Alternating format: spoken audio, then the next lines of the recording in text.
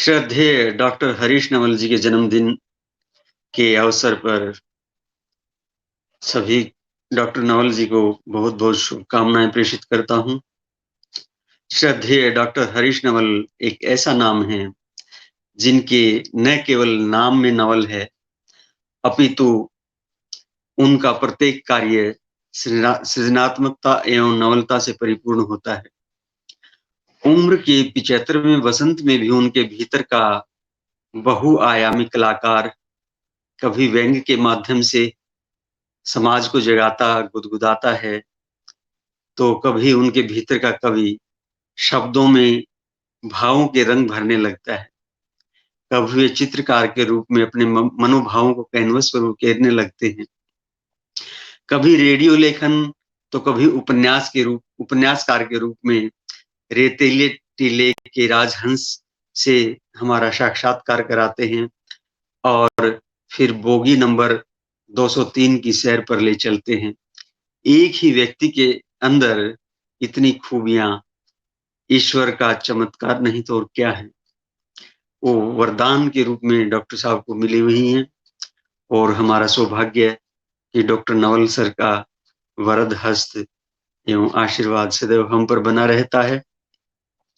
एक ओजस्वी वक्ता, एक सफल व्यंग्यकार, अद्भुत कवि, श्रेष्ठ लेखक, लोकप्रिय शिक्षक, आदर्श पिता, आदर्श पति, प्रेरक मित्र, लाजवाब सहयोगी, आदर्श नागरिक जैसे विशेषण भी डॉक्टर साहब की प्रतिभा के सामने कम पड़ने लगते हैं। 1962 से पत्रकारिता की दुनिया में अपनी पहचान बनाने वाले, व्यंग्य विधा को प्रतिष्ठित करने वाले डॉक्टर नवल हिंदू कॉलेज सहित अनेक महाविद्यालयों, विश्वविद्यालयों के छात्रों के हृदय पर अपने ज्ञान कौशल की छाप छोड़ने वाले सृजनधर्मी हैं। इनकी साहित्यिक रचनाएं पीली छत पर काला निशान, दिल्ली चढ़ी पहाड़, वाया पेरिस आया गांधीवाद, माफिया जिंदाबाद, बागपत के खरबूजे, जिस पर उन्हें युवा ज्ञानपीठ पुरस्कार प्राप्त हुआ था, सामाजिक विकृतियों को चीरा देने का काम करती हैं। देश विदेश की प्रतिष्ठित पत्र पत्रिकाओं में डॉक्टर नवल की हजारों रचनाएं छप चुकी हैं। रेडियो और टीवी के लिए धारावाहिक और नाटकों की सैकड़ों पटकथाएं आपके नाम हैं। विश्व के 25 से अधिक देशों की यात्रा संपन्न कर चुके डॉक्टर नवल कई देशों में विजिटिंग प्रोफेसर और मुख्य परीक्षक की भूमिका निभा चुके हैं। आपके व्यंग्य साहित्य पर अनेक छात्र शोध कर चुके हैं। ऐसे विद्वान सर जिन्हें पाकर हम गदगद हैं, उन्हें हम सदैव जन्म दिवस की शुभकामनाएं प्रेषित ही करते रहते हैं कि आप इसी तरह सदैव मुस्कुराते, हंसते, गाते रहें। चाहे गिटार बजाना हो, चाहे संगीत गुनगुनाना हो, चाहे सीटी के माध्यम से संगीत के स्वर निकालने हों, सब चीज़ों में माहिर डॉक्टर नवल सदैव हमारे लिए प्रेरणा पुरुष हैं।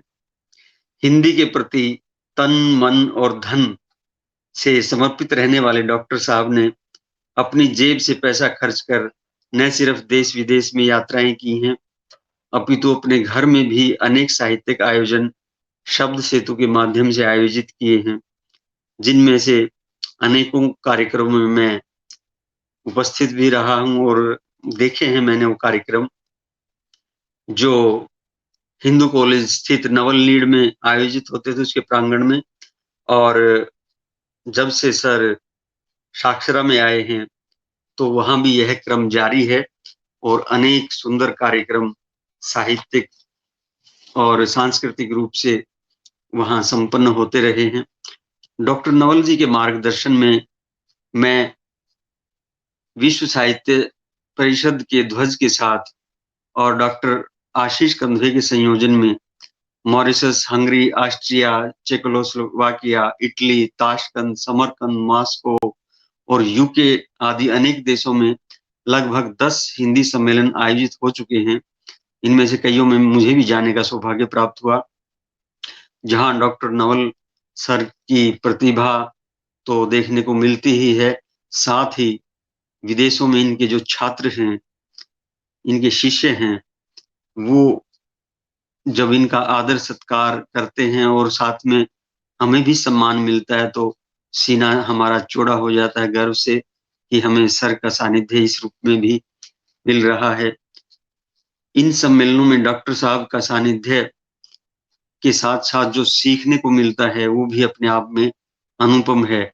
डॉक्टर नवल चलते-फिरते स्मृति का सागर हैं। स्मृतियों का अद्भुत खजाना डॉक्टर नवल के पास सुरक्षित है और जो मैजिक मैन श्री नरेश चंद्रा जी के द्वारा स्थापित पटल है यूट्यूब चैनल, उस पर डॉक्टर साहब का अभी तक 50 कड़ियाँ प्रसारित हो चुकी हैं, जिसमें महादेवी निराला, हरि शंकर परसाई, आजम जलालाबादी जैसे साहित्य रत्नों से लेकर कमलेश्वर, दिनेश नंदिनी, डालमिया, केपी सक्सेना, राजेंद्र अवस्थी, कुंवर बेचैन और इसी तरह के तमाम बड़े साहित्यकार जिनके साथ डॉक्टर साहब की स्मृतियाँ ऐसी-ऐसी स्मृतियाँ प्रसारित होती हैं, मानो पूरा का पूरा परिदृश्य ही सामने आ जाता है। डॉक्टर साहब की शैली इतनी खूब है, इतनी लाजवाब है कि ऐसा लगता है जैसे हम स्वयं ही उस दृश्य के सहभागी हों। डॉक्टर नवल की अध्यक्षता में हाल ही में संपन्न मैजिक मैन पटल द्वारा आयोजित कविता महायज्ञ तो वास्तव में अपने आप में एक अनूठा यज्ञ था ही, जिसमें विश्व के 25 देशों के हिंदी भाषी 500 से अधिक कवियों ने लगभग 360 घंटे लगातार कविता पाठ करके विश्व कीर्तिमान स्थापित किया, जो अपने आप में अनूठा रहा। हर छोटे-बड़े नवांकुर स्थापित साहित्यकार के साथ समान भाव से मिलने वाले सहृदय डॉक्टर नवल जब किसी की उँगली थामते हैं, तो उसे मुकम्मल किए बिना नहीं छोड़ते। बहुत सारे उदाहरण इस बात के मेरे सामने हैं। स्वयं मैं भी मेरी जब पहली पुस्तक दिन के उजाले में आई, तो उसका आयोजन साहित्य अकादमी के सभागार में बड़े भव्य रूप से शब्द सेतु के बैनर तले किया गया, जिसमें ऐसी-ऐसी विभूतियों ने मंच को शोभित किया, जिनमें डॉक्टर नवल तो स्वयं थे ही, साथ में श्री अ, भजन सोपोरी जी और प्रभाकर श्रोत्रिय जैसी महान विभूतियाँ, डॉक्टर बलदेव वंशी जैसे वरिष्ठ कवि उस मंच पे शोभायमान रहे।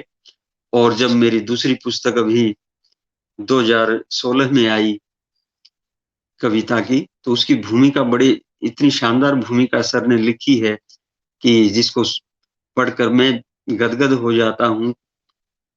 यदि मैं अपनी साहित्य यात्रा की बात करूँ तो डॉक्टर साहब ने प्रारंभ से ही मेरी कविताओं को जो समीक्षात्मक टिप्पणी से नवाजा और जिससे मुझे जो हौसला मिला, उसी का परिणाम है कि आज मैं इस मुकाम पर हूँ। साहित्य जगत में जो सम्मानजनक स्थान डॉक्टर नवल सर की प्रेरणा से प्राप्त हुआ है, वो सब उन्हें ही समर्पित करना चाहूँगा मैं। मैं डॉक्टर साहब के जन्म दिवस के इस अमृत महोत्सव पर ईश्वर से यही कामना करता हूँ कि आपका सृजन साधना का ये विविध रूप अनवरत इसी तरह चलता रहे और आप इसी उल्लास के साथ अपना 100वाँ जन्म दिवस भी मनाएँ और हमें अपने आशीर्वाद और शुभाशीषों से इसी तरह पल्लवित करते रहें, बरसाते रहें अपनी शुभाशीषें निरंतर अनंत काल तक हम आपका जन्म दिवस इसी प्रकार मनाते रहें। बहुत-बहुत शुभकामनाएँ डॉक्टर साहब आपको, बहुत-बहुत बधाइयाँ हृदय तल से, बहुत-बहुत ईश्वर से प्रार्थना करता हूँ कि आप इसी तरह मुस्कुराते, हँसते, गाते, गुनगुनाते, सीटियाँ बजाते, कैनवस रंगते, लेखन में रत रहें और आनंद मनाते रहें और हम भी हर्ष उल्लास से आपका जन्म दिवस मनाते रहें।